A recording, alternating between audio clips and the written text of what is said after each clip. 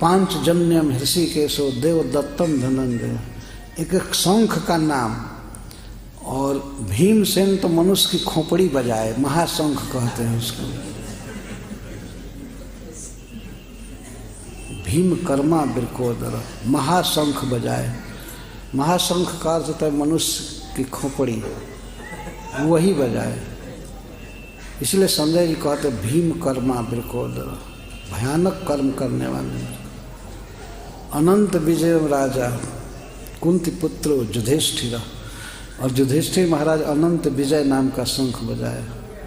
नकुल सहदेव सुघोष मणि पुष्पक, एक सुघोष नाम का शंख, एक मणि पुष्पक नाम का शंख। और अन्य वीर भी अपना अपना शंख बजाए। केवल शंख वादन हुआ। और उसके विषय में संजय क्या कहते हैं, धृतराष्ट्र से ही सघोषो धार्तराष्ट्राणाम हृदयानि वेदारय, वह घोष शंख ध्वनि धृतराष्ट्र के पुत्रों और सैनिकों के हृदय को फाड़ दिया।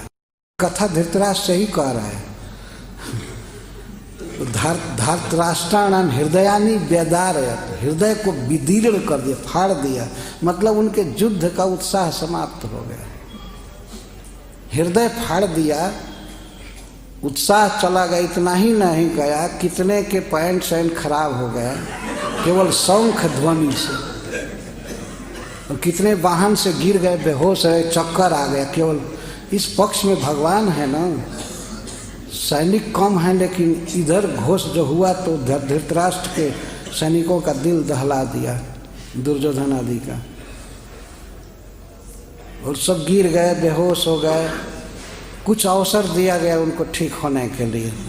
तो अथ व्यवस्थितान दृष्टवा धार्तराष्ट्रन कपिध्वज, जब व्यवस्थित हो गए फिर से, जो गिर गए थे उठ करके जैसे से घोड़ा पर चढ़े, रथ पर चढ़े, हाथी पर चढ़े, हथियार सब गिर गए थे। उनको ऐसा लगा कि बिजली गिर गई सबके ऊपर, शंख ध्वनि ऐसी हुई थी। तो अथ व्यवस्थितान दृष्टवा धार्तराष्ट्रन, जब धृतराष्ट्र के सैनिकों को, मतलब दुर्योधन के सैनिकों को, उनके पुत्रों को, धृतराष्ट्र के पुत्रों को देखे व्यवस्थित हो गए, तब हनुमान जी जिनके ध्वजा पर है वे कपिध्वज श्री अर्जुन, प्रवृत्ति शस्त्र संपाते धनुरुद्यम में पांडवा, जब अब चुनौती का उत्तर दिया गया था, शंखवादन दोनों तरह से हो गया, तो शस्त्र संपात अब होने ही वाला था। अब बाण वर्षा और हथियारों की वर्षा होने ही वाली थी, होने वाली थी। तब तक तो अर्जुन के मन में क्या हुआ, भगवान ने प्रेरणा दिया, धनु उद्यम में। वे खड़े हो गए रथ पर और धनुष को ऊंचा करके दोनों साइड में ऐसे दिखाए, रुको। धनु उद्यम्य, उद्यम का धनुष उठा करके, धनुष 4 हाथ लंबा होता है, 6 फीट लंबा होता है। तो उसको उन्होंने दिखाया दोनों दल में, एक सिंगल की तरह, रुको रुको ऐसे, धनुर्दम में पांडवा। जबकि युद्ध चालू होने वाला था, लेकिन अर्जुन एक विश्वविख्यात योद्धा थे, महान व्यक्ति थे, अतः उनके बात को लोगों ने माना। यद्यपि बिगुल बज चुका था, आह्वान हो चुका था, आओ आओ, ये आवाज़ भी आई थी और शंख वादन हो गया, लेकिन अर्जुन के रोकने से रुक गए।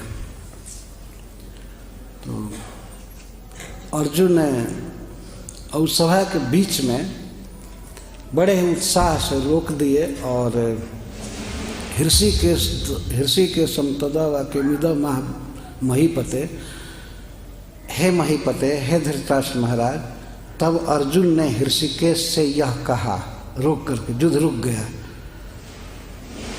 तो अर्जुन बोले, सेनयोरुभयोर मध्य रथम स्थापयाम्यच्युत। उसी की याद कर रहे भीष्म पितामह, क्योंकि भीष्म पितामह के सामने ही इस चर्चा हो रही थी। तो संजय जी कहते हैं, अर्जुन कहते हैं कि हे अच्युत, हे अपने स्वरूप से कभी च्युत नहीं होने वाले, अपनी महिमा से कभी गिरने नहीं वाले, हमारे रथ को आप दोनों सेनाओं के बीच में खड़ा कीजिए। भगवान चकित हो गए, रे दोनों सेना के बीच में रथ खड़ा करना, अपने पक्ष में रह करके लड़ना है ना। कहे सेनयोर उभयोर मध्य, उभयो सेनयो मध्य, दोनों सेना के बीच में मैं रथम स्थापय, मेरे रथ को खड़ा कीजिए। क्या क्या बात हो गई, क्यों? मान लीजिए भगवान पूछेगा ना, बीच में क्यों खड़ा करें? यदि भगवान पूछे नहीं, जब ही अर्जुन कहे तभी ले जाकर खड़ा कर दिए। लेकिन फिर भी गीता की टीकाओं में बात प्रश्न किया गया है, भाई क्यों क्यों खड़ा करें? जावत देता निरीक्षे हम जोधु कामा नवस्थिता। अच्छा, भगवान ने मानो पूछा कि कितना देर खड़ा रखे? जब तक मैं युद्ध की कामना वाले इन सैनिकों को देख नहीं लेता हूं तब तक रथ खड़ा रखिए। भाई पर्पस भी सुना दिए कि जो ये युद्ध करने की इच्छा से जो आए हैं उनको मैं देखना चाहता हूं। कैर मया सहजो दव्यम अस्मि रण समुद्र में, किनके किनके साथ मुझे लड़ना होगा। एस्टिमेट तो करना चाहिए ना, बिना सोचे समझे आदमी को फंस नहीं जाना चाहिए। कौन कौन लोग आए हैं जरा उनका चेहरा देख लें, हम भी तैयारी कर लें। एस्टिमेट करना, तो पहले दुर्योधन एस्टिमेट किया था तो द्रोणाचार्य को जाकर के उकसाया, वो डर गया था। अब अर्जुन के मन में इच्छा हुई, क्योंकि ऋषिकेश इंद्रियों के जो प्रवर्तक हैं वो प्रेरणा दे रहे थे, उनको तो उपदेश करना था जगत के हित के लिए, अर्जुन को बहाना बना करके, तो वे ऐसी प्रेरणा दी, तो सैनिक देखने की इच्छा हो गई। कैर मया सहजो धव्यम, किनके किनके साथ मेरा युद्ध होगा, मैं देखना चाहता हूँ इस रण समुद्र में। इसलिए आप ज्योत्स्यमानन अवेक्षे हम, युद्ध करने की इच्छा वालों को मैं देखना चाहता हूँ। अवेक्षे अहम, ज्योत्स्यमानन अवेक्षे अहम। ये ते समागता, जो लोग यहाँ आए हैं और युद्ध की इच्छा से आए हैं, मैं उनको देख लेना चाहता हूँ। धार्त राष्ट्र से दुर्बुद्धे युद्धे प्रिय चिकित्सा, विशेष करके मैं उन लोगों का चेहरा देखना चाहता हूँ जो दुर्बुद्धि धृतराष्ट्र पुत्र का प्रिय करने के लिए यहाँ आए हुए हैं। धृतराष्ट्र से कथा कही जा रही है और कह रहे संजय कि अर्जुन ने कहा कि दुर्बुद्धि दुर्योधन का हित करने के लिए, प्रिय करने के लिए जो लोग यहाँ आए हुए हैं, जरा मैं उनका चेहरा देख लूँ। बिल्कुल जोश में बोले, लड़ने के उत्साह से बोले। भगवान बस सुने उनके वाक्य, तथास्तु कह करके रथ को ले, बहुत दूर नहीं ले जाना था। जैसे सेना तो अब बहुत फाका स्थान में खड़ी थी, दूर दूर, तो बीच में ले जाकर खड़ा किया। एवं मुक्तो हृषिकेशो गुडा केशे न भारत, सेनयोर उभयोर मध्य स्थापित्वा रथोत्तमम।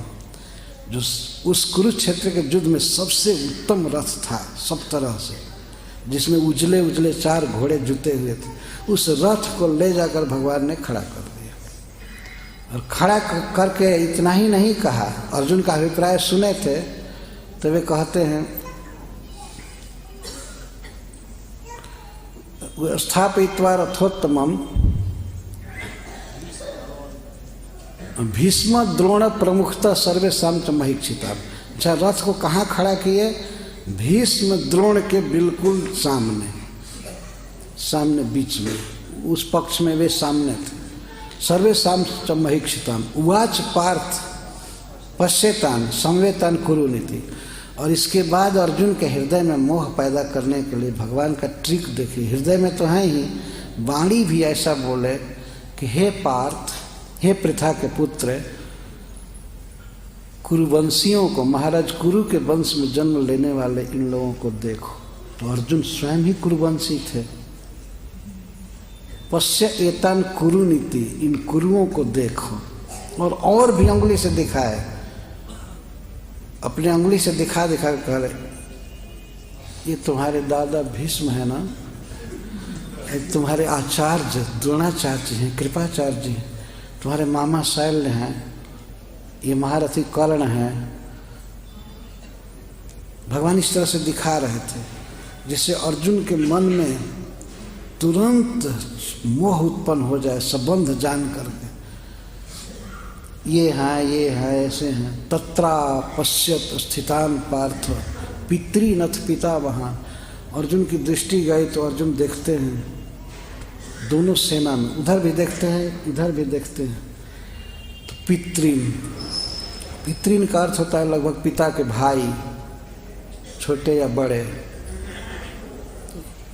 देखे कई ऐसे संबंध में थे, और ससुर आदि भी ये सब पिता ही हैं, लेकिन उसके लिए अलग शब्द ही दे रहे हैं। पितृनथ पिता महान, आचार्यान मातुलान भ्रातृन, आचार्यों को देखे दोनों पक्ष में, और मामा लोगों को देखे, भाइयों को, दुर्योधन आदि भाई थे, भाइयों को, पुत्रान पौत्रान सखिंस तथा, पुत्रों को देखे, पौत्रों को देखे, सखाओं को जिनके साथ एक साथ खेले थे खाए थे उनको देखे, स्वसुरान सुहृदश्चैव सेनयोर उभयोरपि, बार बार देख रहा है, इस सेना में देख रहे हैं, अपनी सेना में, तो उधर भी सब संबंधी, उधर देख रहे हैं तो उधर भी सब संबंधी, सारे सुहृद, सारे ससुर स्याले और जो भी, उनको देखते ही अर्जुन अब परम कृपा से आहत हो गए, मोह छा गया, और वे भगवान से कहने लगे, बड़े उत्साह से दिखाने के लिए कहे थे कि रथ ले चलिए, और देख करके क्या दशा हुई। दृष्ट्वे मम स्वजनम कृष्ण जुयुत्सम समुपस्थितम सीदंती मम गात्राणि मुखम च परिशुष्यति। कृष्ण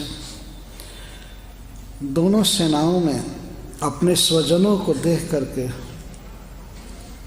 मेरे सारे शरीर में दर्द हो रहा है, वास्तव में दर्द उत्पन्न हो गया सब जगह, छाती में, गला में, हाथ में, पैर में। सीदंती मम गात्राणि, हमारे शरीर में पीड़ा हो रही है। सीदंती मम गात्राणि मुखम च परिशुष्यति, और कृष्ण मेरा मुख सूख रहा है, बोलने की भी शक्ति नहीं है, मेरा मुख सूख रहा है। और गांडीवम संस्रते हस्ता त्वक्चैव परिदहित, गांडीव धनुष उठाने की शक्ति अब नहीं रह गई मुझ में, ये सरक रहा है, ये गिर रहा है, मैं उठा नहीं सकता हूँ, हमारे हाथ में कोई शक्ति नहीं रहे। और त्वक्चैव परिदह्यते, और ऐसा लग रहा है हमारे सारा शरीर जल रहा है, चमड़ा जल रहा है। न च सकने में अवस्था तुम भ्रमती वच में मना, मैं यहाँ रथ पर खड़ा नहीं रह सकता हूँ, मेरा मन चक्कर खा रहा है, मैं लगता है कि गिर जाऊंगा।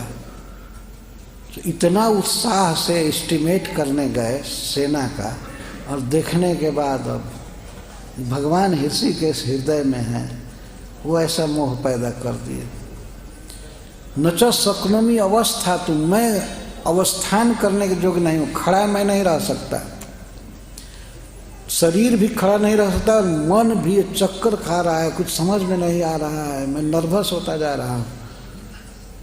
निमित्तानि च पश्यामि विपरीतानि केशव, और जो निमित्त मैं शकुन देख रहा हूँ, बहुत से अब शकुन देख रहा हूँ, शरीर में, आकाश में और धरती में, सब जगह मुझे अशुभ दिखाई दे रहा है, हमारे सब बाएं अंग फड़क रहे हैं, मैं शुभ नहीं देख रहा हूँ। न च श्रेयोनुपश्यामि हत्वा स्वजन माहवे, मैं विचार करके देख रहा हूँ भैया क्यों यह स्थिति तुम्हारी हो गई। मान लीजिए भगवान पूछ दें कि यह स्थिति क्यों हो गई, मैं इस युद्ध में अपना कोई श्रेय नहीं देख रहा हूँ, कल्याण नहीं देख रहा हूँ, इसमें हमारा कोई हित नहीं होगा। इस युद्ध में अपने बंधुओं को मार करके मैं कोई भी भलाई नहीं देख रहा हूँ। हत्वा स्वजन आह, आहो मैंने युद्ध में मैं अपने स्वजनों को मार करके कोई भलाई नहीं देख रहा। तो भगवान ने मानो कह दिया कि क्या क्यों नहीं मंगल है, क्यों नहीं भलाई है, राज्य मिलेगा, सुख मिलेगा, भोग मिलेगा। न कांक्षे विजयम कृष्ण न च राज्यम सुखानि च, हमें राज्य नहीं चाहिए, हमें सुख भोग नहीं चाहिए। किम भोगे न गोविंद, किम राज्य न गोविंद, भोगे जीविते न वा। क्या इससे सुख मिलेगा, हमारा क्या प्रयोजन है? राज्य हम लेकर क्या करेंगे और भोग भोग कर क्या करेंगे? अरे हम जी कर क्या करेंगे? हमको जीने की इच्छा नहीं है। मैं अपने स्वजनों को मार करके जीना नहीं चाहता। और बड़े ही दर्दनाक स्वर में अर्जुन कहते हैं, जैसा अमर्थे कांक्षितम नो राज्यम भोगा सुखानि। कृष्ण, इस संसार में व्यक्ति राज्य कमाता है, धन जुटाता है, भोग जुटाता है, किसके लिए? अपने स्वजनों के लिए ना।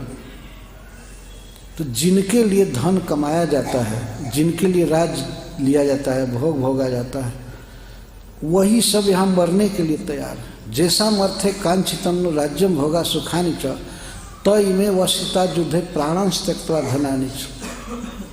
जिनके लिए धन कमाया जाता है, परिश्रम किया जाता है, सब जुटाया जाता है, वही सब यहाँ मरने के लिए तैयार है। ये प्राण त्याग चुके हैं, मतलब प्राण त्याग चुके हैं, इसका मतलब है कि अब तो युद्ध में मरने के लिए तैयार हैं। धन तो छोड़ ही दिए हैं, धन तो छूट ही गया, मरने के बाद तो सब छूट ही जाता है, प्राण भी चला जाता है। तो जिनके लिए, जिनको सुखी करने के लिए, जिनको समृद्ध रखने के लिए सब धन कमाया जाता है, राज कमाया जाता है, वही सब मरने के लिए तैयार है। मर जाएंगे तो फिर ये धन क्या होगा और जी करके ही क्या होगा? इसीलिए हम तो इसमें कोई हित नहीं देख रहे हैं। हम इन धृतराष्ट्र पुत्रों को या किसी को भी मारने के योग्य नहीं, हमें नहीं मारना चाहिए। ये सब बातें करते करते तो भगवान ने मानो कह दिया होगा कि तो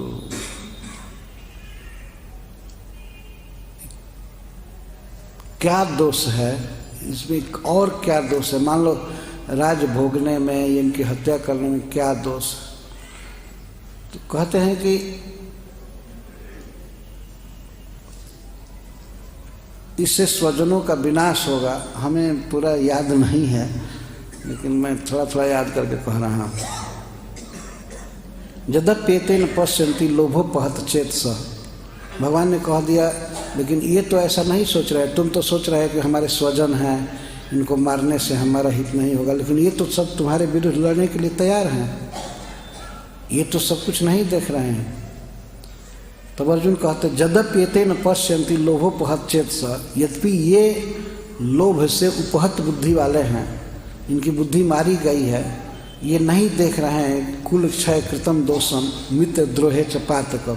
यदि ये नहीं समझ रहे हैं, इनकी बुद्धि काम नहीं कर रही लोभ के कारण, कि कुल का नाश करने में कितना बड़ा दोष होता है और अपने मित्रों से, संबंधियों से द्रोह करने में, बैर करने में कितना घाटा होता है, ये नहीं समझ रहे हैं इस पाप को। कथन गेम अस्माभिर, लेकिन हम लोगों को क्यों नहीं जानना चाहिए? हम लोग तो जानते हैं ना, हम लोग विद्वान हैं, समझदार हैं, हम लोगों को जानना चाहिए। पापात् अस्माद् निवर्तितुम्, इस पाप से निवर्तन के लिए हम लोगों को जानना चाहिए। कुल क्षय कृतम दोषम प्रपश्यत भी जनार्दन, हे जनार्दन, हम लोगों को तो देखना चाहिए ना। हम लोग तो समर्थ हैं ना, कैसे युद्ध करके स्वजनों को मारने से कुल का नाश होगा। इस दोष को हम लोग समझ रहे हैं, तो हम लोगों को तो युद्ध नहीं करना चाहिए।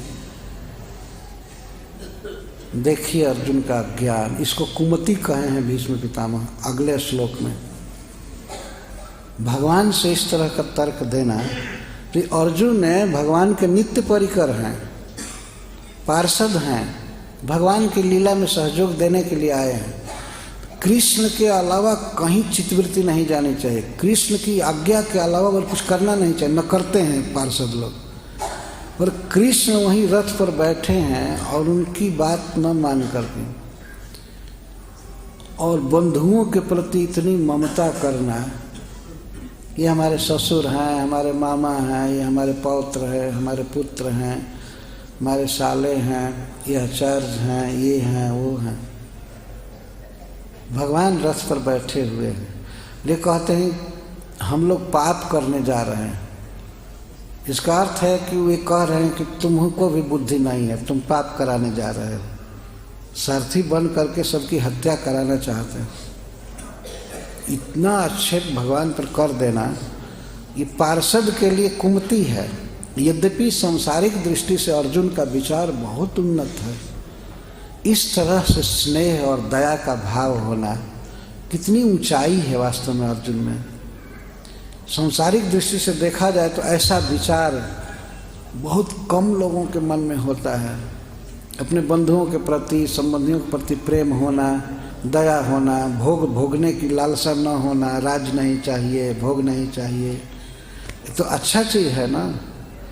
लेकिन भगवान की बात न मानना और भगवान को भी ये कहना कि पाप कराने जा रहे हैं, कुल का क्षय कराने जा रहे हैं, कुछ भी कुल के साथ संबंध है, संबंधियों के साथ संबंध है, लेकिन वास्तव में देखा जाए तो कुछ भी संबंध नहीं है किसी के साथ व्यक्ति का। केवल संबंध कृष्ण के साथ है व्यक्ति, किसी का भी केवल संबंध उनके साथ है। और ये तो 2 दिन का संबंध है, कोई पति बन गया, कोई पत्नी बन गई, कोई भाई बना, मामा बना, ससुर बना, ये सब जब तक ये शरीर है, ये शरीर का संबंध है, आत्मा का नहीं। कृष्ण के साथ तो आत्मा का संबंध है, और आत्मा शरीर बदलने पर मरता नहीं, वो निरंतर रहेगा, अनादिकाल से है, अनंत काल तक रहेगा। कृष्ण संबंधी हैं, वही असली माँ है, वही असली पिता है, वही असली भाई हैं, पति हैं, सब कुछ हैं, वे स्वामी हैं। बस उनकी आज्ञा मानना जीव का धर्म है किसी भी स्थिति में। तो व्यक्ति इन लौकिक संबंधों को देख करके भगवान के साथ अपने संबंध को नहीं समझ पाता, भगवान को जीवन में महत्व नहीं देता। यही कुमति है। यदि लौकिक दृष्टि से बहुत उन्नत विचार है, लेकिन भक्ति की दृष्टि से, परमार्थ की दृष्टि से देखा जाए तो इस तरह से परिवार की चिंता करना, परिवार के भूत की, भविष्य की चिंता करना, और भगवान रथ पर बैठे हैं उनको कोई भी आदर नहीं करना। हृदय में बैठे, सबके शरीर रथ में वे हैं, लेकिन भगवान का कोई कदर नहीं। कभी भगवान की आरती नहीं, भगवान को भोग नहीं लगाना और कुछ नहीं करना, केवल परिवार संबंधी, ये माया में व्यक्ति पड़ा रहता है। यह कुमति है, इसका भगवान ने हरण किया। तो भीष्म पितामह उस दिन की याद कर तो अर्जुन ये कहते हैं कि कुल का क्षय होगा, कुल धर्म नष्ट हो जाएंगे। युद्ध से सबसे बड़ी जो दुरस्थिति या सबसे बड़ा दोष आएगा वो क्या होगा कि कुल में जब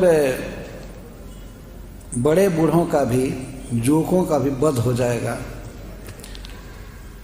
तो धर्म, जो कुल का धर्म है, जाति का धर्म है, नष्ट हो जाएगा, तो अधर्म बढ़ जाएगा। जो नहीं करना चाहिए वो बढ़ जाएगा, जो करना चाहिए वो नहीं होगा। शास्त्र के नियम लोग नहीं मानेंगे। अधर्म होने से, अधर्मा भी भवात कृष्ण प्रदुष्यंत कुल स्त्रिय, अधर्म होने से कुल की स्त्रियां दूषित हो जाएंगी। दूषित हो जाएंगी मतलब अयोग्य व्यक्ति उन्हें भोगेंगे, और उनसे जो संतान होगी वो वर्णशंकर होगी। और ऐसा कहा गया है कि जब वर्णशंकर होते हैं तो वे कुल के जो नियम हैं, जाति के नियम है, उसका पालन नहीं करते। वर्णशंकर ऐसे होते हैं। तो वर्णशंकर कारक लोग जो हैं, जैसे हम लोग होंगे, अगर युद्ध कर रहे हैं तो स्त्रियां दूषित होंगी, और स्त्रियों के दूषित होने से वर्णशंकर उत्पन्न होंगे। वर्णशंकर कुल के धर्म, जाति धर्म, इन सब का पालन नहीं करेंगे तो पितर भी नरक में गिर जाएंगे। जो ऊंचे लोकों में हैं वे भी नरक में गिर जाएंगे, और भविष्य में कोई सद्गति नहीं पाएगा, क्योंकि लुप्त पिंडोदक क्रिया, पिंड दान करने की, जल दान करने की क्रियाएं सब लुप्त हो जाएंगी। ये अर्जुन को चिंता है, और किसी भी व्यक्ति को वास्तव में चिंता करनी चाहिए। अर्जुन जिसकी चिंता कर रहे थे वो काल तो इस समय वर्तमान है, ये पिंड उदक की क्रिया सब समाप्त, देख ही रहे हैं। अहो बत महत पापम कर्तुम व्यवसिता वयम जदराज्य सुखलोभ है न हंतुम स्वजन मुद्यता। फिर कृष्ण को शान करके कह रहे हैं हम लोग महापाप करने जा रहे हैं, अपने स्वजनों को मारने के लिए इतनी तैयारी करके और उद्यत हो गए हैं, हम लोग महापापी हैं, पाप करने जा रहे हैं। भगवान ने कह दिया तुम इनके साथ नहीं लड़ोगे तो ये तो तुमको मारेंगे। तो अर्जुन कहते हैं यदि माम प्रतीकारम अशस्त्रम शस्त्र पाणय धार्तराष्ट्र रणे हनु तन्मे क्षेमतरम भवे। यदि मैं चुपचाप हो जाऊं, हथियार छोड़ दूं, दंडी धनुष पटक दूं और उस समय आकर के हमारा वध कर देंगे तो हमारे लिए परम कल्याण यही है, हमको ये मार दे, हम नहीं मारेंगे। इस तरह से श्री कृष्ण से कह करके और रथी के स्थान से पीछे जाए, वहाँ बैठ गए पीछे रथ पर, पिछले भाग पर। अब विसिज सशरम चापम, अपना तरकस बाण और धनुष भी पटक दिए और कहे हम नहीं लड़ेंगे, हम ऐसा नहीं करें। आंखों में आंसू भर आया, वास्तव में शोक में हो गए, विषाद में हो गए। तो संजय कहते हैं कि इस प्रकार से भगवान कृष्ण से कह करके अश्रुपूर्णा कुलक्षणम, अश्रुपूर्णा कुलक्षण, आंसू से भर गया और गला गदगद हो गया, वो खड़ा नहीं रह सके, वास्तव में बैठ गए। कहे थे नच सकलों में अवस्था, तुम रथ पर खड़ा नहीं रह सकता, वो खड़ा नहीं रह पाए। उनको बिल्कुल बेहोशी जैसी आ गई और पीछे बैठ गए, रो रहे थे। तो ये सोच रहे थे कि भगवान हमारी बात का अनुमोदन करेंगे, कहेंगे अच्छा ठीक है ठीक है, अनाउंस कर दिया जाए कि युद्ध नहीं होगा, अब चले घर, वो ये सोच रहे थे। तब तक तो भगवान ने इतना बड़ा कुठारा घात किया, चट्टान ही पटक दिया अर्जुन पर। अर्जुन के विचार को उन्होंने इतना गलत कहा, कुतस्त्वा कस्मल मिदम विषमे समुपस्थितम, इस विषम स्थल में, इस युद्ध भूमि में तुम्हारे हृदय में एक कचरा कहाँ से आ गया? कस्मलम, ये बिल्कुल कुविचार, दोष कहाँ से आया? कुतस्त्वा, कुतः मैंने कहाँ से? अरे इस प्रकार का कंडम विचार तुम्हें कैसे आ गया इस विषम युद्ध स्थल में? अनार्ज जुष्टम अस्वर्ग्यम अकृतिकरम अर्जुन, ऐसा अर्जुन ने नहीं किया है, सज्जन पुरुषों ने ऐसा नहीं किया है, और ऐसा करने से तुम्हारा परलोक भी बिगड़ेगा। अस्वर्गम, तुम्हें स्वर्ग नहीं मिलेगा, परलोक बिगड़ेगा, और इस लोक में भी अकीर्ति कर्म अर्जुन। हे अर्जुन, इस लोक में तुम्हारी बहुत अकीर्ति होगी, बहुत अकीर्ति होगी कि जब युद्ध में सैनिकों को देखा तब दया का बहाना बना करके भाग गया, तुम्हारी निंदा होगी। लोग ये नहीं अप्रिशिएट करेंगे कि दया करके अर्जुन युद्ध छोड़ दिया, बल्कि वो हिंजड़ा ही है। तुम रहे हो ना 1 साल हिंजड़ा नपुंसक, लोग यही कहेंगे कि सेना को देख कर डर करके भाग गया, ये तुम्हारी अकृति होगी। क्लैब्यम मास में गमह पार्थ, अरे तुम पृथा के पुत्र हो, मेरी बुआ के पुत्र हो, पृथा की बात याद करो, किस तरह से तुमको उसने युद्ध के लिए कहा है, पृथा की बात याद करो, और इस तरह से नपुंसकता को प्राप्त मत हो। क्षुद्रम हृदय दौर्बल्यम त्यक्तोत्तिष्ठ परम तप, अरे तुम सदा शत्रुओं का नाश करने में समर्थ हो, तुम ये हृदय की दुर्बलता छोड़ो, हृदय की कमजोरी छोड़ो। भगवान ने इस अर्जुन के महान विचार को हृदय की दुर्बलता कह दिया। अर्जुन के लिए सबसे भारी निंदा थी। क्लैब्यम मास्म गमः पार्थ, क्लैब्य का अर्थ होता है क्लीबता, नपुंसकता, नपुंसक हिंजड़ा, इस हिंजड़ापन को छोड़ो। इस तरह से तुम्हारे भीतर आना ये विचार दूषित है। चलो उठो, ये हृदय की क्षुद्र दुर्बलता को छोड़ो, हृदय दौर्बल्य को त्यागो और उत्तिष्ठ, चलो उठो, खड़ा हो। वह बैठ गए थे बाण और धनुष फेंक करके, भगवान कहते चलो उठो।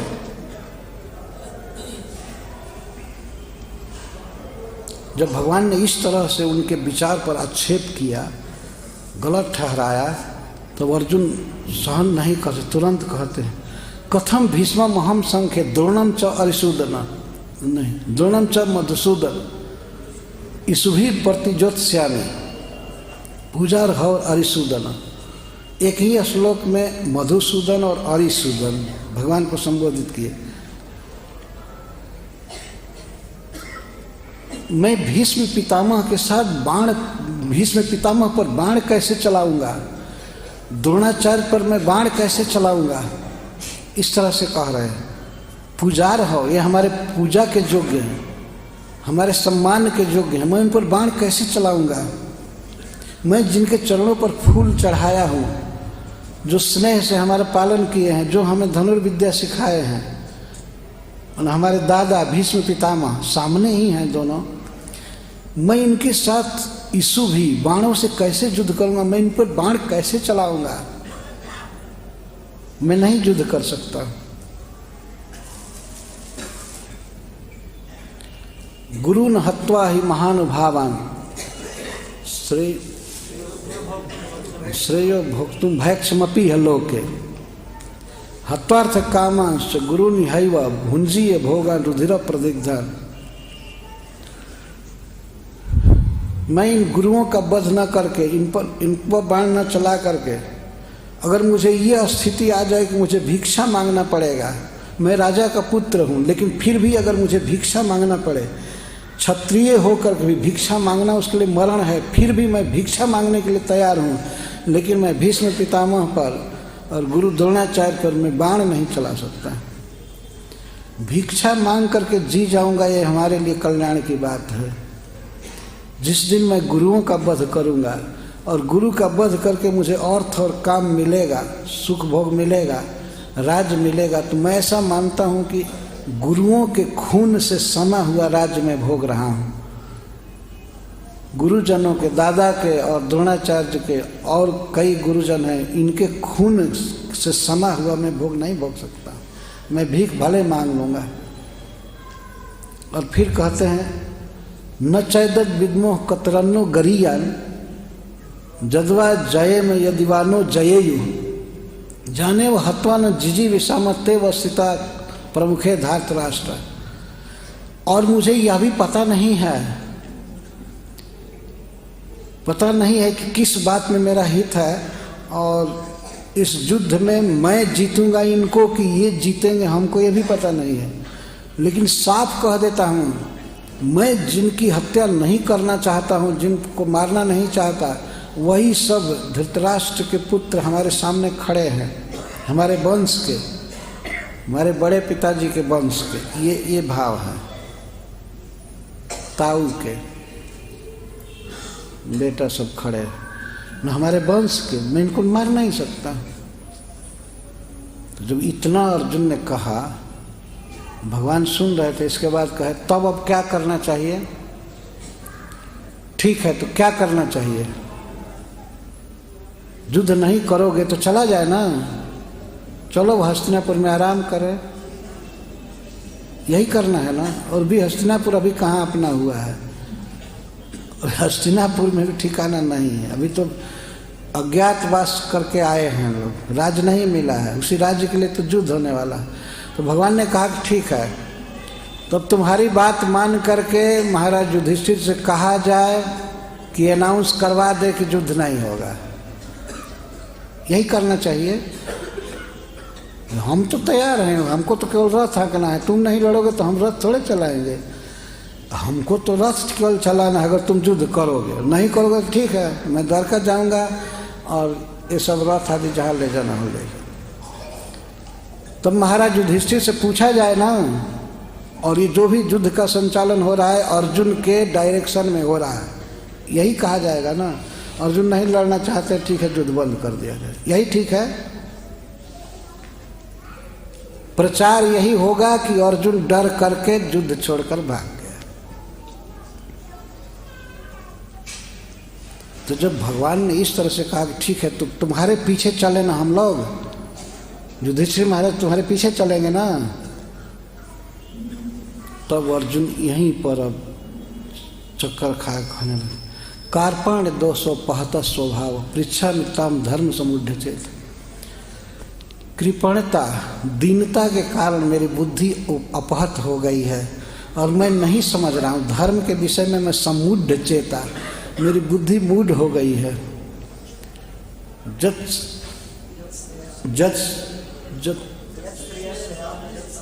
गृहितन में तो हमारा जिसमें हित है हम नहीं कह सकते, हमारी बुद्धि काम नहीं कर रही है कि हमारा क्या कर्तव्य है। तो हमारा जिस बात में हित है, लड़ाई करने में है कि लड़ाई नहीं करने में, आप विचार करके कहिए, आप विचार करके कहिए। तो भगवान ने कहा कि अरे भाई तुम रथी हो और ऊपर से मित्र हो, तुमसे हम क्या कहें। तो कहीं नहीं, हम मित्र इस समय नहीं हैं, हम आपके शिष्य हैं, हम आपके शिष्य हैं, आप हमको सिखाइए। माम साधी माम प्रपन्न, मैं आपके शरण में हूँ। देखिए भगवान भगवान है, कोई कुछ भी हो जाए तो भगवान है और जीव तो जीव है। अर्जुन रथी होते हुए भी कृष्ण को समर्पण कर दिए। मैं आपका शिष्य हूँ, इसका मतलब आप हमारे गुरु हैं। मैं आपके डायरेक्शन में चल रहा हूँ, आपकी बुद्धि से चल रहा हूँ, तब इतना फिलॉसफी क्यों झाड़ रहे हो। तो ये कहते हैं कि धर्म समूढ़ चेता, मैं अपने धर्म के विषय में समूढ़ चित्त वाला हूँ, हमारी बुद्धि काम नहीं कर रही है, आप हमको सिखाइए। और कृष्ण एक बात मैं देख रहा हूँ, नहीं प्रपश्यामि,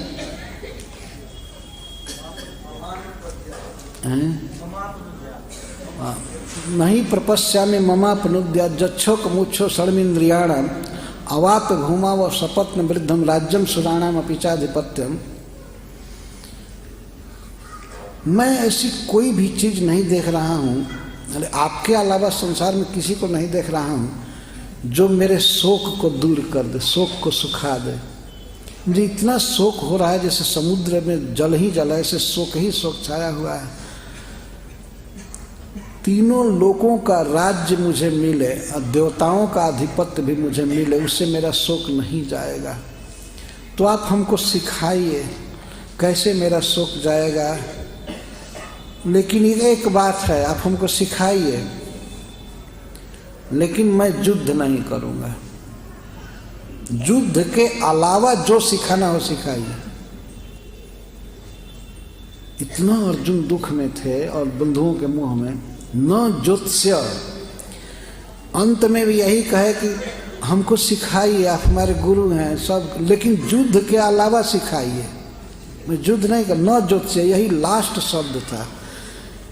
आप हमको सिखाइए लेकिन युद्ध नहीं करूँगा। तो ये समर्पण क्या है।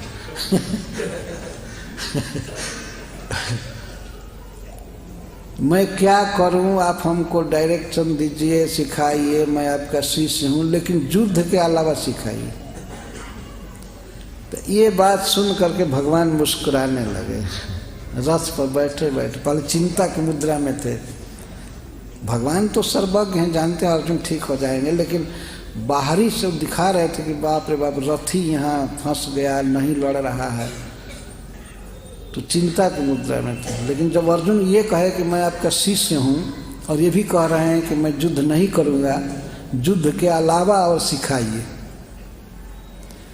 शोक बढ़ा हुआ है तो शोक तो स्वजनों के वध की चिंता से हुआ है, तो युद्ध करने पर तो वध होगा ही, तो शोक जाएगा नहीं, ये कहने का आशय था। अतः युद्ध के अलावा हमको सिखाइए जिस बात में हमारा हित है। और श्री कृष्ण को उनसे युद्ध ही कराना था। तो भगवान को हंसी आने लगी। इस हंसी पर आचार्य लोग कहते हैं कि भगवान सोचने लगे कि हमारा मित्र, हमारा बराबर का संबंधी आज हमारा शिष्य बन रहा है। अच्छा, उस पर भी समर्पण कर रहा है, लेकिन कहता है कि ये काम नहीं करूँगा और हमको सिखाइए। तो सिखावे का खाक सिखावे इस तरह से। भगवान को हंसी आ रही थी, लेकिन फिर भी अर्जुन के समर्पण को समझ गए तो भगवान कहने लगे हंसते हुए कहते, जो पहला श्लोक प्रसिद्ध है ना, हम हाँ सबसे पहले बोलते हैं असोच्या न सोचस तुम प्रज्ञावादाश्च भाषते गता कथा नान सोचंती पंडित। तुम नहीं सोच करने योग्य व्यक्ति के लिए सोच कर रहे, शोक कर रहे हो और विद्वान जैसा बोल रहे हो। बोली में, प्रवचन करने में तो तुम विद्वान हो, और जब इस प्रकार की बात बोलते हो विद्वान जैसी, तो रो क्यों रहे हो? आनंद से प्रवचन करते रो भी रहे हो और इतनी भारी फिलॉसफी छांट रहे हो। पंडित तो वे हैं जो मरे हुए के लिए या जीवित के लिए, किसी के लिए शोक नहीं करते।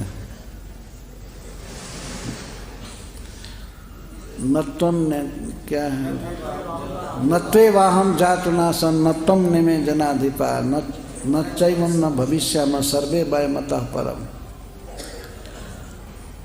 इस तरह से भगवान चालू करते हैं, देह नोस्मिन जथा देह कौमारम जौनम। जब चालू हुआ भगवान का, तो उसी की याद भीष्म पितामह कर रहे हैं। सपदि सखी बचो निशम्य, अपने सखा अर्जुन की बात को सुन करके तत्काल ही निज परयो बलयो, अपनी सेना और पर शत्रु की सेना, दुर्योधन की सेना के बीच में रथ को जो स्थापित किए, और अपनी दृष्टि से ही पर सैनिकायु रक्षणा, दूसरे पक्ष के सैनिकों के आयु को अपनी दृष्टि से ही, काल दृष्टि से ही हर लिए। ऐसे पार्थ सखा में मेरी रति हो। यह है अर्जुन का सखात्व।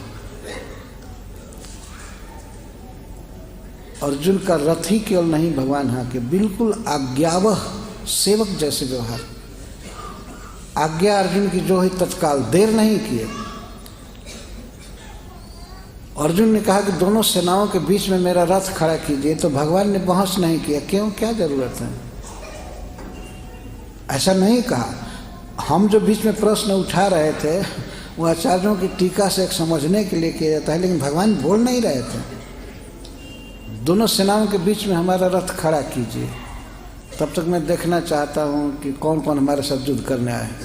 बस सुनना था वचन और भगवान रथ को ले गए। सपदी शब्द, इसमें सपदी का अर्थ है तुरंत। सपदी सखी बचो निशम्य, सखी बचा मतलब अर्जुन के वचन को सुनकर कि दोनों सेनाओं के बीच में हमारा रथ खड़ा कीजिए, ये सुनते ही भगवान अपने उत्तम रथ को ले जाकर के खड़ा किए। तो सपदी सखी बचो निशम्य मध्य निज परयोर बलय। पांडव बल को, पांडव सेना को भीष्म पितामह कह रहे हैं निज। जो श्री कृष्ण पांडवों की सेना को अपनी सेना समझते थे, इसलिए उसमें निज शब्द है, और पर शत्रु की सेना, दुर्योधन की सेना।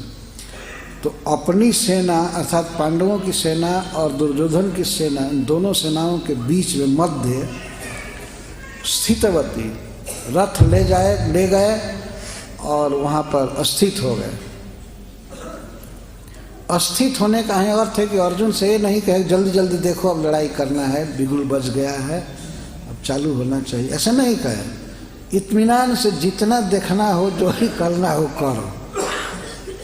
और बीच में जब रथ हुआ तो रथ बहुत देर तक रुका रहा ना। अब जब तक गीता का प्रवचन नहीं हो जाएगा तो रथ तो बीच में ही था। और भीष्म पितामह द्रोणाचार्य आदि सब सुन रहे थे पूरा पूरा उपदेश। और भगवान की ऐसी व्यवस्था थी, उस युद्ध में कुरुक्षेत्र में उपस्थित है, तो बहुत से सैनिकों को ये उपदेश सुनाई दे रहा था। भगवान मेघ के गर्जन के समान बोलते थे। जब बादल आकाश में गरजे तो कई किलोमीटर में आवाज़ जाती है ना। भगवान जब गीता बोल रहे थे तो सारे सैनिक सुन रहे थे। और भगवान का ऐसा प्रभाव है, ऐसी महिमा है कि वे बोल रहे थे तो सब युद्ध छोड़ करके चुपचाप सुन रहे हैं। कोई ऐसा नहीं कि क्या ये बकवास कर रहे हैं, क्या बीच में बात कर रहे हैं, युद्ध होना चाहिए, ऐसा नहीं था। भगवान का अद्भुत तेज है, प्रभाव है। अगर भगवान बोल रहे हैं और विश्व का सबसे बड़ा महारथी जब कोई बात हो गई है, पूछताछ कर रहा है, तो ठीक ही है, सब लोग रुक गए थे। युद्ध का बिगुल बज जाने के बाद गीता का उपदेश हो रहा है, क्योंकि शांति से भीष्म पितामह आदि आनंद ले रहे हैं, सुन रहे हैं। तो उस दृश्य को भीष्म पितामह आज अपने मृत्यु के समय, आयुष काल की समाप्ति के समय याद कर रहे हैं कि अपने सखा के वचन को सुन करके जो तुरंत ही अपने रथ को दोनों सेनाओं के बीच में स्थित किए और वहीं रुके, और वहाँ से पर सैनिक आयु रक्षण, शत्रु पक्ष के सैनिकों की आयु को अक्षण अपने अक्ष से हर लिए, अपनी काल दृष्टि से हर लिए। भगवान ने श्री कृष्ण अर्जुन को विजय दिलाए तो सैनिकों की आयु को अपनी दृष्टि से हर लिए। दृष्टि से हरने का यह अर्थ है कि जब सैनिकों ने, कौरव पक्ष के वीरों ने जब भगवान को देखा तो सबके मन में हो गया कि अर्जुन का विजय निश्चित है। कृष्ण का ऐसा तेज था, प्रभाव था, तो उनको देख करके उनका आयु समाप्त ही हो गया। और आयु समाप्ति का एक अर्थ विश्वनाथ चक्रवर्ती ठाकुर कर रहे हैं। भगवान केवल अर्जुन की तत्कालिक कुमति का हरण ही नहीं किए, सैनिकों के प्रारब्ध का हरण कर लिए।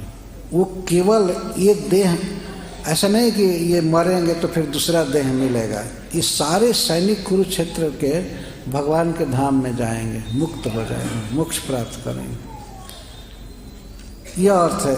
उम्र को हर लिए, तो उम्र का यह अर्थ है कि आगे अब प्राकृत शरीर नहीं मिलेगा, उनको भी मुक्त कर दिए। क्योंकि कृष्ण सबके प्रति दयालु हैं, सभी उनके पुत्र हैं, उनमें द्वेष भाव किसी के प्रति नहीं है। यह तो उनकी लीला है कि कुरुक्षेत्र के अपने इस धाम में वे खेल रहे थे, ये दिखा रहे थे कि हमारा पक्ष है, शत्रु का पक्ष है, लेकिन वे किसी पक्ष के नहीं हैं, वे सबके हैं। तो दुर्योधन के सैनिकों के प्रारब्ध का हरण कर लिए, शरीर बंधन समाप्त हुआ, और इस तरह से उन्होंने अर्जुन को विजय दिलाना निश्चित कर लिया। तो इस तरह से जो हिताचरण कर रहे हैं, अर्जुन की सहायता कर रहे हैं और अपनी काल दृष्टि से सैनिकों की आयु का हरण कर लिए, ऐसे पार्थ सखा में मम रति अस्तु, मेरी रति रहे, मेरा प्रेम रहे, जन्म जन्म जुग जुग तक केवल मैं पार्थ सारथी से प्रेम करूं, मेरा मन केवल उनमें रमे। अब गीता के उपदेश की बात कर रहे हैं। व्यवहित मुखम निरीक्ष्य स्वजन बधाद विमुखस्य दोष बुद्धि। व्यवहित प्रीतना मुखम निरीक्ष्य, व्यवहित का अर्थ है सजी हुई, व्यूह के आकार में खड़ी की हुई सेना को, प्रीतना मुखम। भीष्म पितामह कह रहे हैं कि जब सेना के नायकों को अर्जुन ने देखा, प्रीतना मुखम, मुझको, आचार्य द्रोण को या कर्ण को, किसी को भी प्रीतना मुखम, ये लोग सेनापति थे। प्रीतना मतलब सेना। जब सेना नायकों को सामने से अर्जुन देखे, मुखम निरीक्ष्य, तो उन्होंने देखा कि सारे स्वजन ही आए हैं युद्ध में, तो स्वजन बधाद विमुखस्य, वे स्वजनों के वध से विमुख हो गए।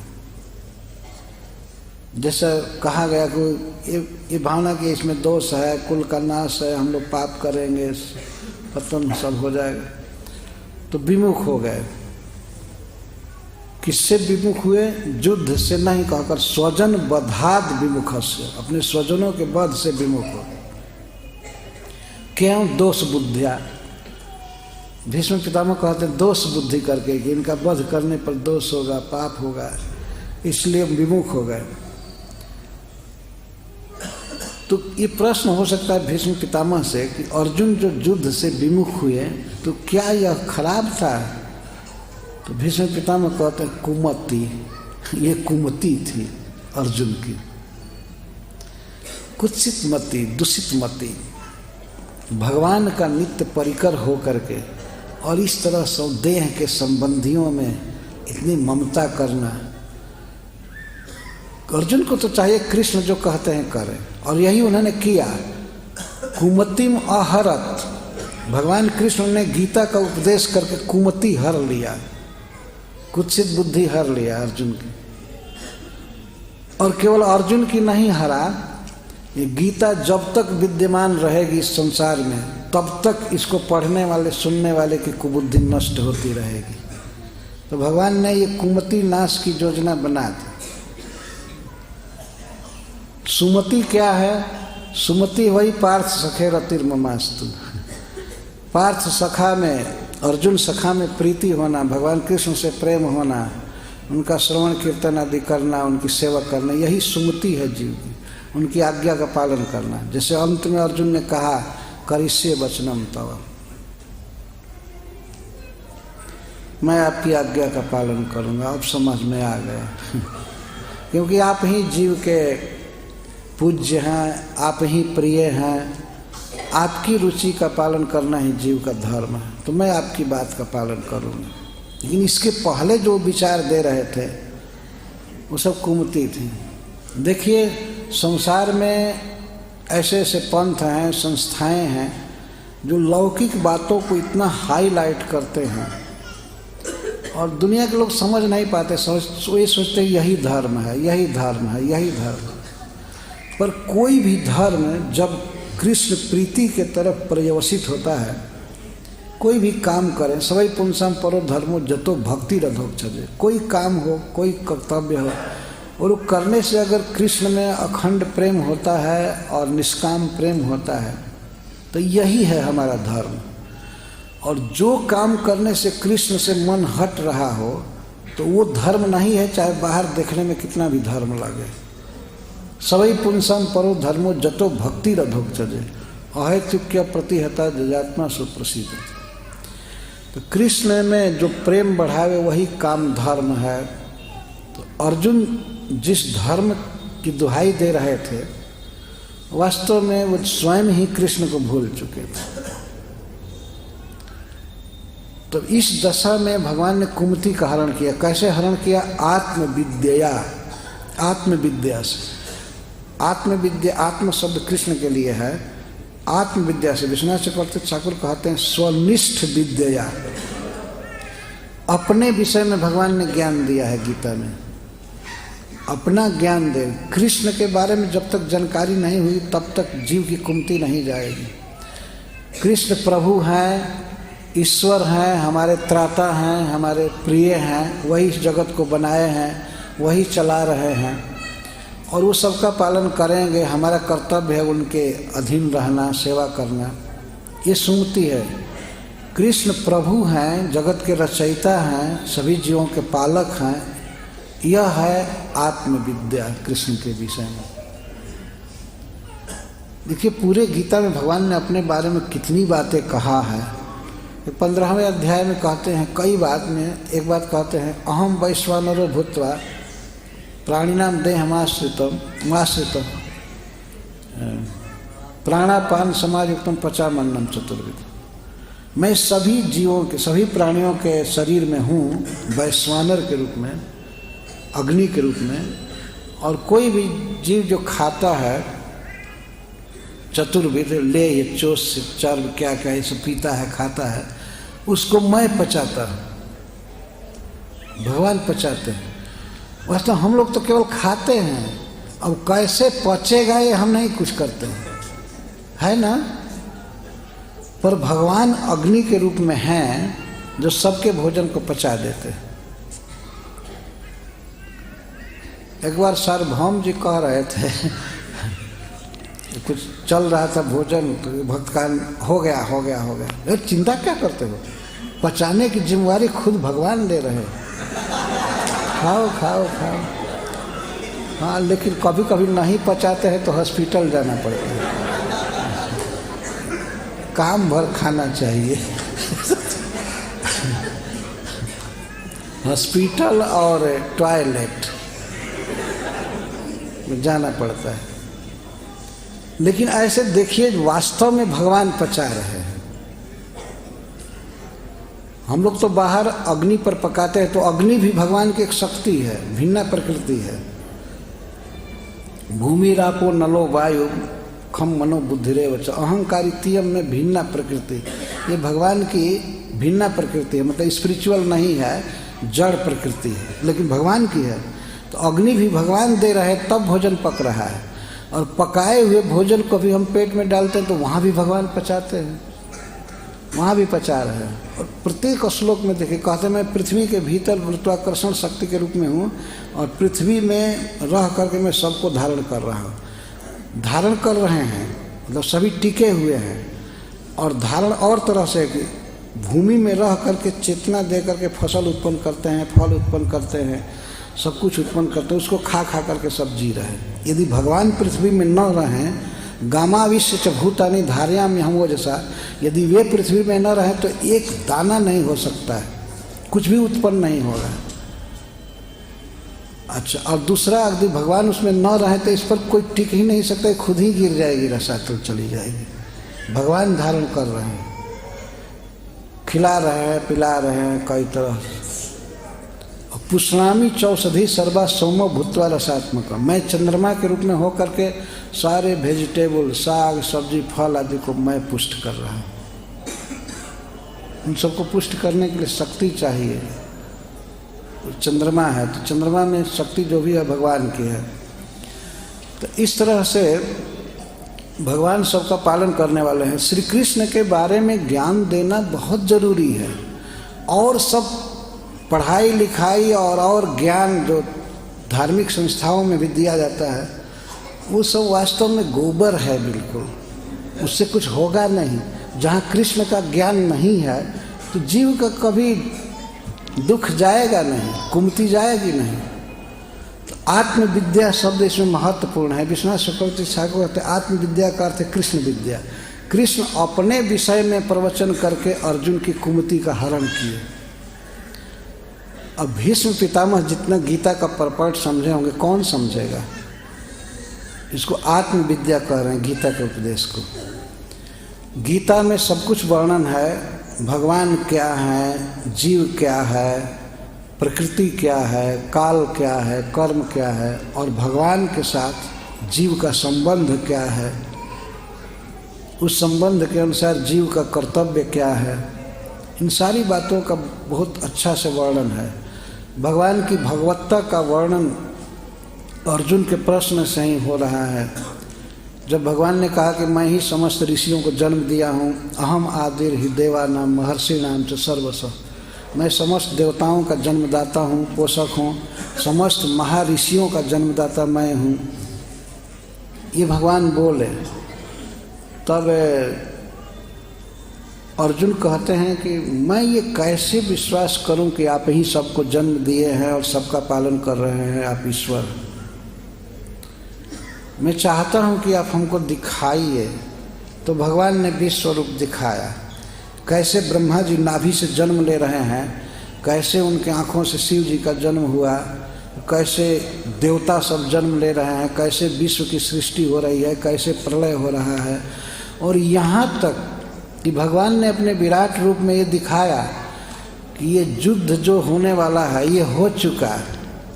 तुम समझते हो कि मेरे बिना युद्ध नहीं होगा, तुम रहो या ना हो, ये सबको मैं मार चुका हूँ। दांतों के भीतर, बड़े बड़े दांतों के भीतर भगवान चबा चबा करके दिखा रहे थे दुर्योधन को, कर्ण को।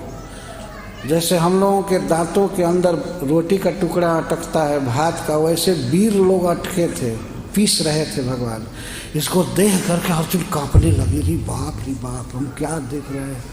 तो भगवान से पूछने लगे, आख्या ही में को भगवान उग्र रूपो, आप हमको बताइए आप कौन हैं, आप कौन हैं। वो डर गए, वो आगे से प्रणाम, पीछे से प्रणाम, सब जगह से प्रणाम कर रहे हैं। डर गए और कहते हैं दिशो न जाने न लभे च शर्म, मुझे कुछ पता नहीं है कि मैं कहाँ खड़ा हूँ, किधर पूरब है किधर पश्चिम है, दिशा नहीं जानता हूँ और कहाँ खड़ा हूँ। आप क्या करना चाहते हैं, कृपया क्षमा कीजिए। वो ये भूल गए कि हमारा मित्र है। भगवान के इस विराट रूप को देख करके थर थर थर काँपने लगे। प्रसीद देवेश जगन निवास, आप प्रसन्न होइए, आप कौन हैं, कौन है, पहले बताइए कौन है।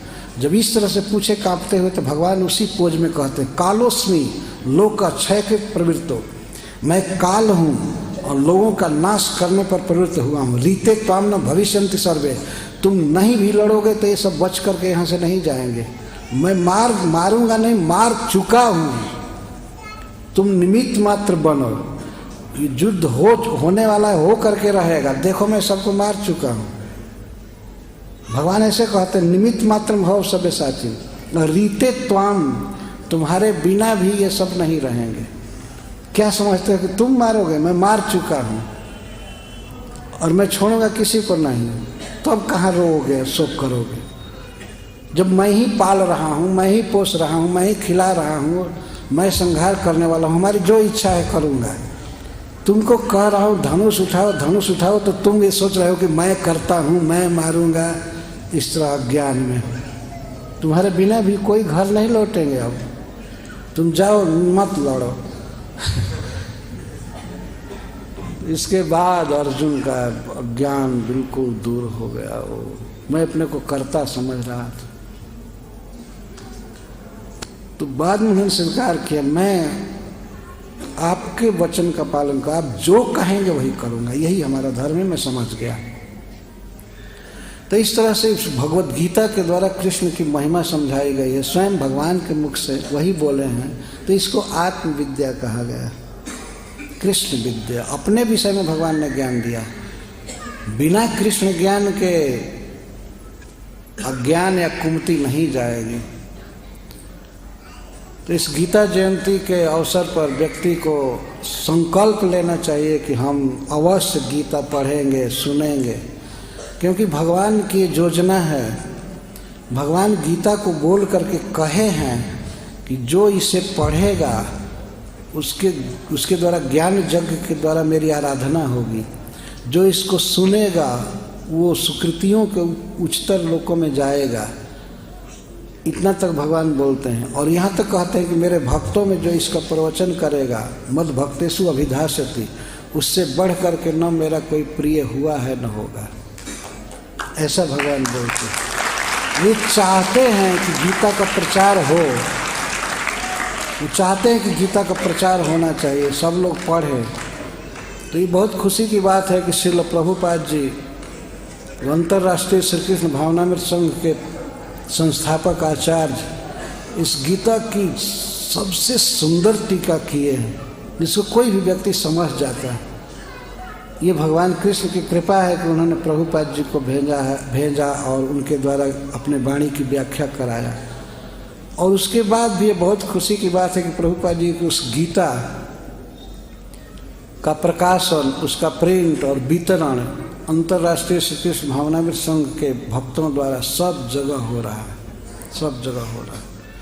यह यज्ञ है वास्तव में। भगवान ने कहा कि अगर कोई इसको पढ़ेगा तो उसके द्वारा ज्ञान यज्ञ के द्वारा मेरी आराधना मानी जाएगी। गीता को पढ़ना ज्ञान यज्ञ है, तो पढ़ना चाहिए। और जहाँ तक हो सके, जितना हो सके, इसका वितरण करना चाहिए। और वितरण कर कर के लोगों को कहना चाहिए इसको पढ़िए पढ़िए पढ़िए, और गीता लेकर के पढ़ना चाहिए। भगवान हमारे हित के लिए प्रवचन किए हैं, जिसको भीष्म पितामह कह रहे हैं कि अर्जुन की कुमति को दूर किए, और अर्जुन के द्वारा सारे जगत की कुमति को दूर करेंगे। भगवान कर रहे हैं। असल में जितने भी बड़े बड़े आचार्य हुए, बड़े बड़े वैष्णव अथवा कोई भी आध्यात्मिक पुरुष, थोड़ी सी आध्यात्मिकता जिसमें आई है, वास्तव में गीता पढ़ करके ही आई। जैसे महात्मा गांधी तो कहते हैं कि गीता मेरे लिए माँ है और मैं गीता के दूध से पला हूँ। जब हमारे जीवन में कोई निराशा आती है, कुछ बातें समझ में नहीं आती है कि हमें क्या करना चाहिए, तो गीता पढ़ता हूँ तो कोई ना कोई आलोक मिल जाता है, कोई ना कोई श्लोक हमें बल दे देता है। लोकमान्य तिलक तो गीता को कर्म शास्त्र कहते हैं कि ये कर्म की प्रेरणा देता है। उनका गीता भाष्य बहुत प्रसिद्ध है, तो गीता के प्रेमी थे, पढ़ते थे। संत विनोबा जी गीता पढ़ते थे। मतलब वर्तमान काल के जिनको लोग बड़े बड़े मनीषी समझते हैं, जैसे अरविंद, ये सब गीता पढ़े। और जितने भी शुद्ध वैष्णव भक्त हुए हैं वे सब गीतामृत से पले हुए हैं, गीता को मानते हैं। तो हम लोगों का पुनीत धर्म बनता है कि गीता जयंती के अवसर पर ऐसा संकल्प करें कि हम गीता पढ़ेंगे, गीता डिस्ट्रीब्यूट करेंगे और इस तरह से भगवान कृष्ण को लोक में भरेंगे। गीता पढ़ करके लोग कृष्ण के भक्त बनते हैं। इस कान में कभी कभी ये निकाला जाता है, किसी भक्त से पूछा जाता है कि आप कैसे भक्त बने, तो अपने जीवन के प्रसंग को बताता है कि मैं गीता पढ़ करके हुआ। कई भक्त ऐसे गीता पढ़ करके कृष्ण के भक्त बने और शुद्ध जीवन जीने लगे। मांस नहीं खाना, शराब नहीं पीना, जुआ नहीं खेलना, अवैध स्त्री संग नहीं करना, ये सब है गीता पढ़ करके लोग सीखते हैं और भगवान कृष्ण को अपने जीवन का भाग्य विधाता मानने लगे।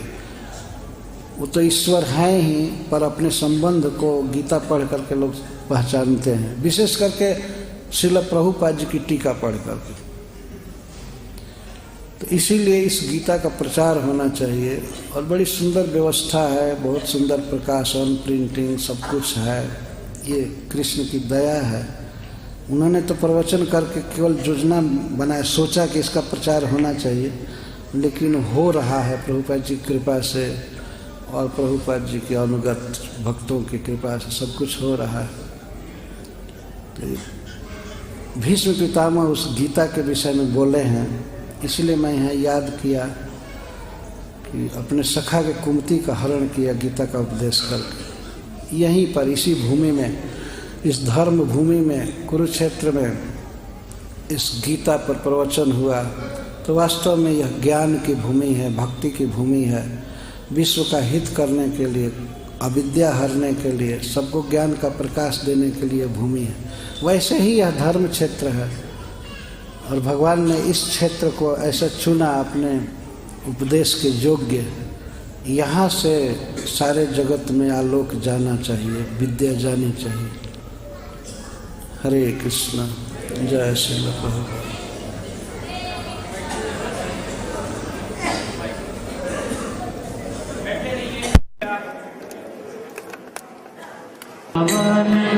पुराण की आरती अति पावन, पुराण की आरती अति पावन, पुराण की आरती अति पावन, पुराण धर्म भक्ति विज्ञान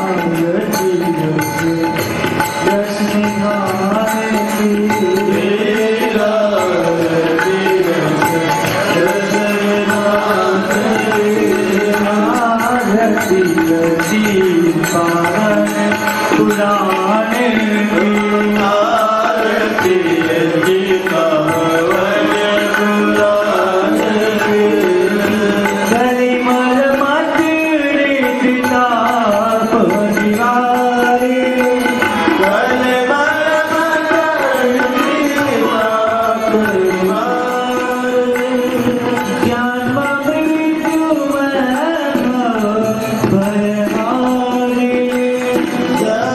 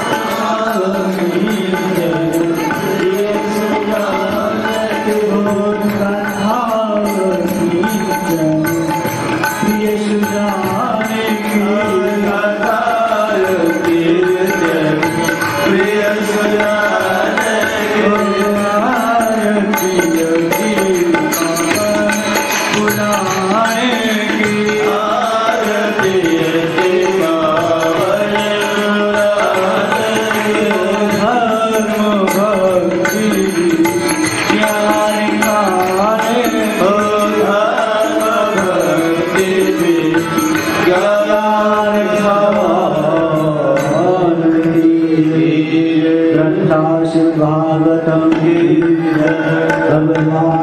भगवद गीता की श्री गीता जयंती महोत्सव की